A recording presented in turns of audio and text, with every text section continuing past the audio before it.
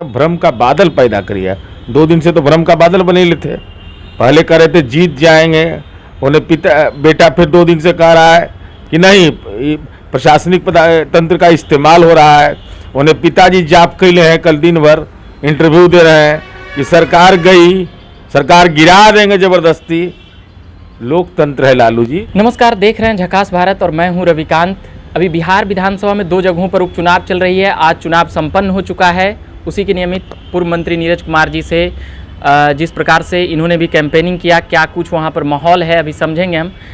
जैसे कि तारापुर और कुशेश्वर स्थान आप गए होंगे, तो क्या कुछ वहां पर देखें? तारापुर में लगातार रहा जी।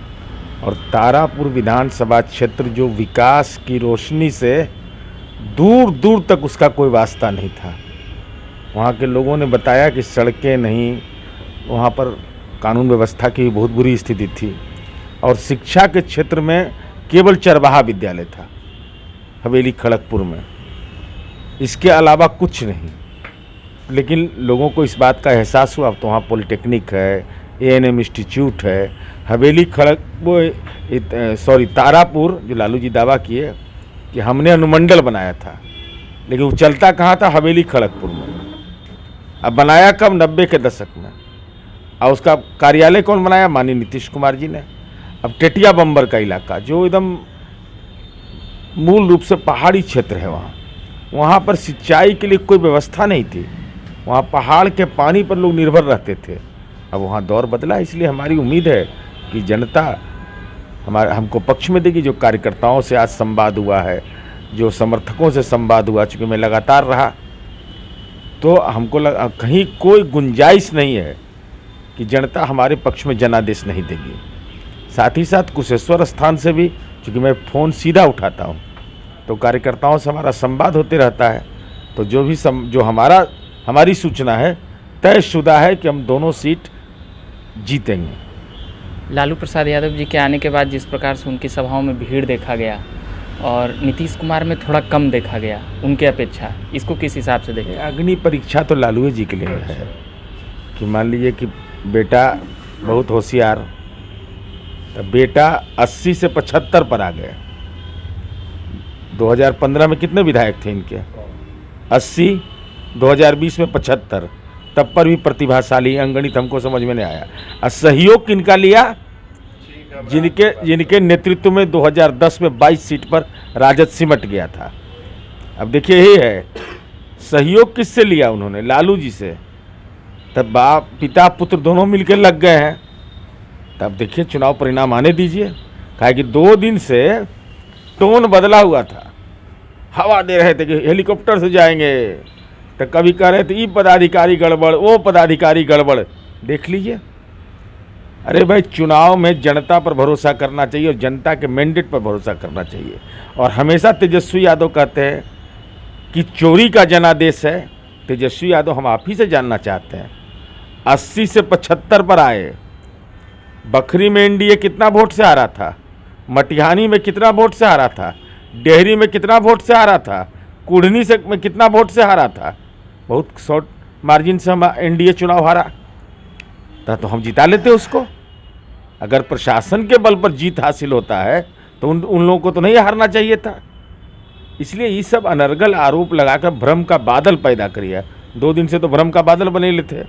पहले कह रहे थे जीत जाएंगे, उन्हें बेटा फिर 2 दिन से कह रहा है कि नहीं, प्रशासनिक तंत्र का इस्तेमाल हो रहा है।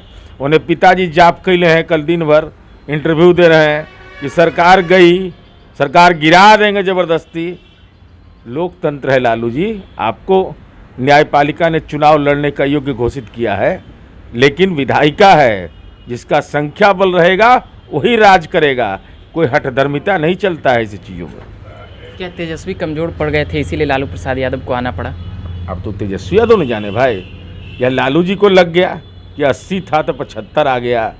तो सहयोग किसका लिया जो 22 सीट पर सिमटा दिए थे? ये हमको फार्मूला समझ में नहीं आता है भाई। ये हमारे दिमाग के बाहर का चीज़ है कि 2010 में 22 सीट लालू जी के नेतृत्व में आया, 2015 में 80 सीट आया और 2020 में 75 पर सिमट गए। और तब पर भी कह रहे हैं कि बेटा भी प्रतिभाशाली, हम तो देश में डंके बजाते हैं।